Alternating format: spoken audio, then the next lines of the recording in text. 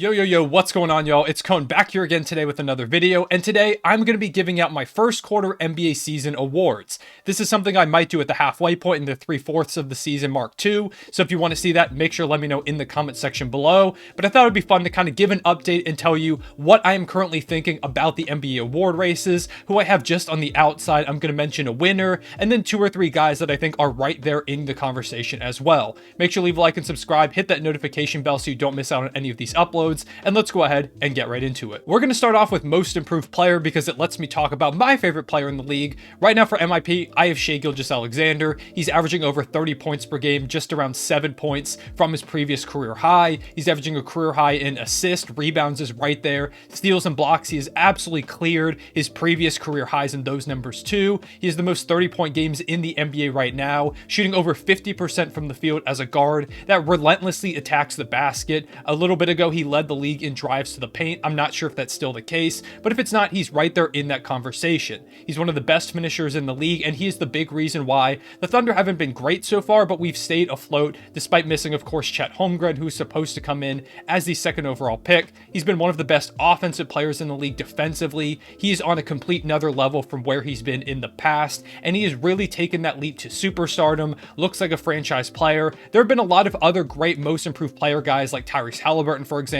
who's playing great for the Indiana Pacers, a team we're going to talk about multiple times in this video. You've got Lauri Markkanen, who's been the best player on a Jazz team that has shocked the world, albeit they're coming a bit back down to earth right now, but he's looking like a potential franchise cornerstone for them after moving on from Donovan Mitchell and Rudy Gobert. And then you have Bol, another guy I want to give some love to, and I think I'm going to make a full video on coming soon, so if you want to see that, also let me know. But he's went from a player where he was kind of on the fringe of, oh, is he going to get a second contract, to being a really impactful, consistent starter on an Orlando Magic team that could use a guy like him that can block shots, knock down threes, and just make the craziest plays you've ever seen. He's still super young, and it looks like he's found his potential and a home in Orlando. Despite all that, though, I think Shai Gilgeous-Alexander is the easy pick for this award, but I wouldn't be mad if you gave it to any of those other guys. Next up, we have Rookie of the Year, which in my opinion is currently a 2-man race between Paolo Banchero and Benedict Mathurin, but for me, I think the obvious pick is Paolo. Of course, the #1 overall pick going to Orlando. It was clear that he was going to establish himself as the franchise player right away, and he's done exactly that, averaging just under 23 points per game,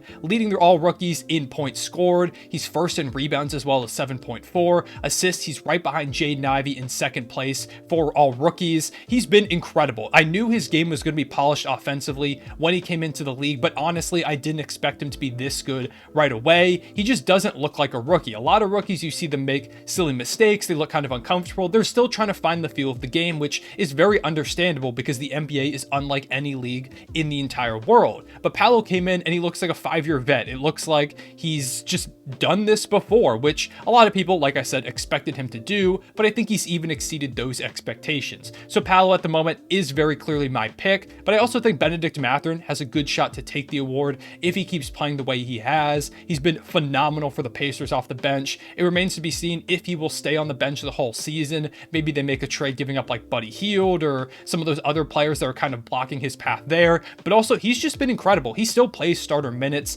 He just comes off the bench, and if it's working because the Pacers have been really solid so far, then I guess it's working. And then you also have Jaden Ivey, who's been pretty good for the Pistons, especially in the absence of Cade Cunningham, who's been dealing with an injury. He looks like he could be a guy that could rack up some triple doubles one day. There are some games where he just grabs like 12 rebounds. It feels like he's relentless attacking the rim, shown some shooting potential. I love what I've seen from Jaden Ivey and all of these rookies, to be honest. This is a really stacked rookie class when you look at it, but for right now, Paolo's my pick. While we're on the topic of rookies, let's talk about 6th Man of the Year, which I am going to give to Benedict Mathurin. This would make him the second rookie ever to win the award, next to Ben Gordon, who did it forever ago, but Benedict Mathurin deserves it. He's leading all bench players that have played more than like 2 games in bench points. He's been a microwave scorer. He's shooting 42.1% from 3. He's been amazing, electric, and I became a big fan of his in the preseason, just watching his confidence, how it felt like every time he shot, he knew the ball was going to go in. He's relentless. He continues to attack the defense. It doesn't matter if you put the best defender in the world, he's going to go straight at them, which is honestly something we should have seen coming when he said he was better than LeBron James and that LeBron would have to prove to him that he isn't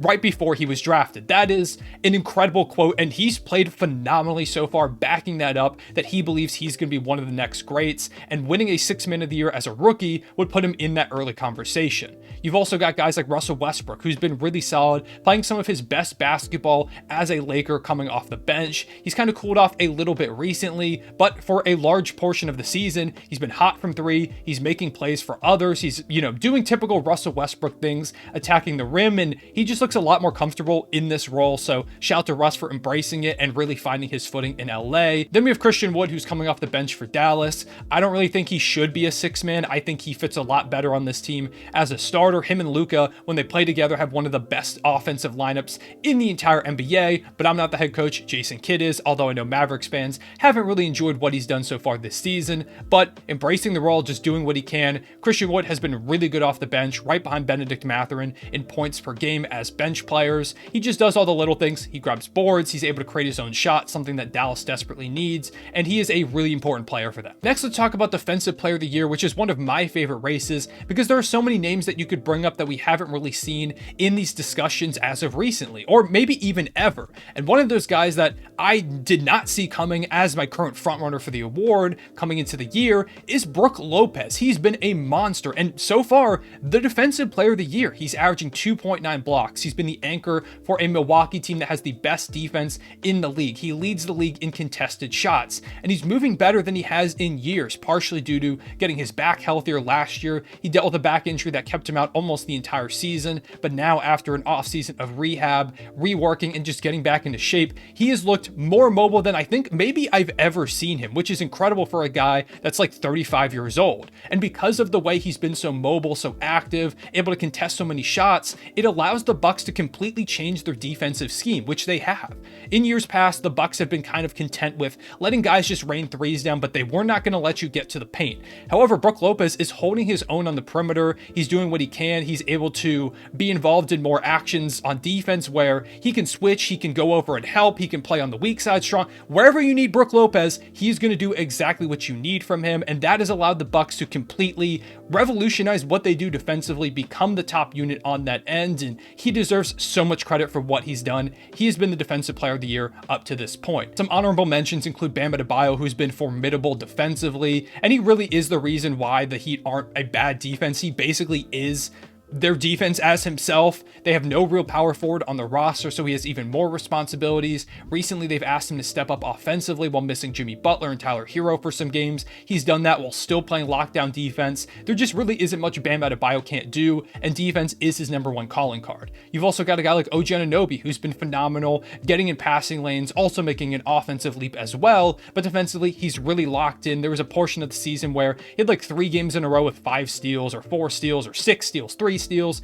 It just felt like no matter what you did, he was going to get his hands on the ball and push it in transition. Love what I've seen from OG Anunoby. Giannis is another name that we can also mention as well, next to Brook Lopez. Mikal Bridges is doing some great things too. A lot of names you can talk about, but Brook Lopez has been the guy so far. Next, let's quickly go over Coach of the Year, which I'm going to give to Mike Brown of the Sacramento Kings. He's done a great job over there, having them as the second best offense in the league. They had their first 7-game win streak in like 20 plus years, which is incredible for a franchise that has really been in the mud as of late. Mike Brown has completely flipped the script. The culture feels different. It feels like those guys are engaged, ready to win. They know what they have to do out there. Like coming into Sacramento, this year could have been a disaster with a first-year head coach and a lot of expectations, but he's lived up to them and I think even exceeded them at some points. The defense has a lot to come along, but he has allowed Domantas Sabonis and De'Aaron Fox to play their games, and they're having some of their best seasons of their careers. Kevin Huerter has turned into like the greatest shooter of all time under Mike Brown. I love what I've seen from Sacramento.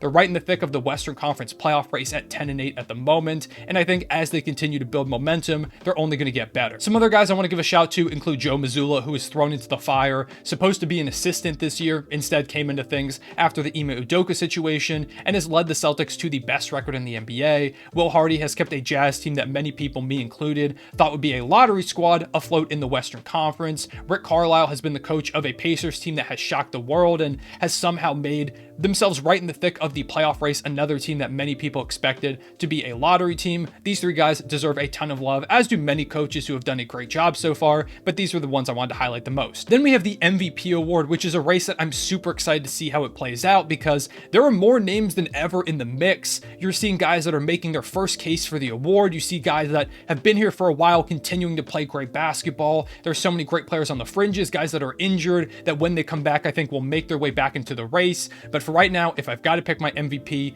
it's Jason Tatum. It has to be Jason Tatum. He's averaging 30.5 points per game, 8 rebounds, 4.6 assists, shooting 47.7% from the field, 35% from three. The Celtics are easily the best team in the league so far, 16-4 on the year. And when you just watch them play, they are very clearly head and shoulders above everyone else. If I had to put any team in a 7-game series against Boston, I could pick whoever I want. I don't think any of them are taking them down 4 times out of 7. It's just not happening at the moment. Things could change as teams get healthier, find more rhythm, or make changes. But if I've got to pick a team to win it all right now, it's the Celtics, and it's because they have Jason Tatum, who's doing all that while also being one of the best perimeter defenders in the NBA at the moment. He's probably top 3 in my eyes, and I honestly could have even mentioned him in Defensive Player of the Year conversations. They haven't even had Robert Williams so far, who is really helpful for Tatum, allowing him to kind of lay back a little bit more defensively and focus more on the offensive end, a guy that can finish lobs, can get putbacks, grab boards, and give Tatum and the other guys second chance opportunities. When he gets Robert Williams back, he's only going to be more dangerous because that's just another weapon you have to worry about. They've done such a phenomenal job, and Jason Tatum right now is the MVP in my eyes. We could talk about other guys like Steph Curry and Luka Doncic, who are both putting up massive numbers, but their teams just haven't been good enough so far to give them the award. Giannis has been phenomenal, but he's missed some time, and I think Jason Tatum just barely has the edge. Gilgeous-Alexander, you know I'm going to give him a shout out as a Thunder fan. He's been phenomenal, but once again, not quite the team success. There are also guys like Joel Embiid who haven't been healthy so far, and when he comes back, I think will storm his way right back into the race like we saw him putting up 59 points. Nikola Jokic could also re-enter this conversation as the Nuggets continue to build momentum like it looks like they are. We could see Donovan Mitchell's another name we could talk about for the Cavaliers. He's been really, really good. Maybe Devin Booker makes a case. So many great players in the league right now. I think you could talk about like 10 guys in this MVP conversation, but I do think it has to go to Jason Tatum right now. Finally, I want to hand out a few last superlatives just to give some shout outs to some other players and teams. If you have any ideas for superlatives I can use in future iterations of this series, let me know in the comment section below. But quick shout outs I got to give. Most surprising team has been the Indiana Pacers, who I thought were going to be towards the bottom of the conference, but have been one of the most impressive teams so far, right in the thick of the Eastern Conference playoff race, led by the play of a lot of great young guys. Most disappointing team has been the Dallas Mavericks, who I still believe can turn their season around, but right now it's basically Luka and nothing else. Christian Wood doesn't get enough minutes. Jason Kidd, I haven't been impressed with his coaching. The role players aren't doing what they're supposed to do. It just feels like they're in for maybe a bit of a disaster this season if things keep going this way. The role player of the quarter, I'm going to give that to Jeremy Grant, who has low-key been putting up borderline all-star type numbers for Portland, while Damian Lillard has missed time, where Anthony Simons can have an off night or miss time. Jeremy Grant always steps up. He had a 44, I believe, point game the other day. Just incredible stuff from a guy that I thought would come in and make a difference, but not this level of difference like he has. Finally, if I have to pick an NBA champion right now, it is the Boston Celtics. Probably no surprise. They're the best team in the NBA so far. I appreciate y'all watching. Make sure to leave a like and subscribe if you enjoyed the video. Comment down below who you have as your award picks up to this point. Make sure to hit that notification bell too so you don't miss out on any of these videos.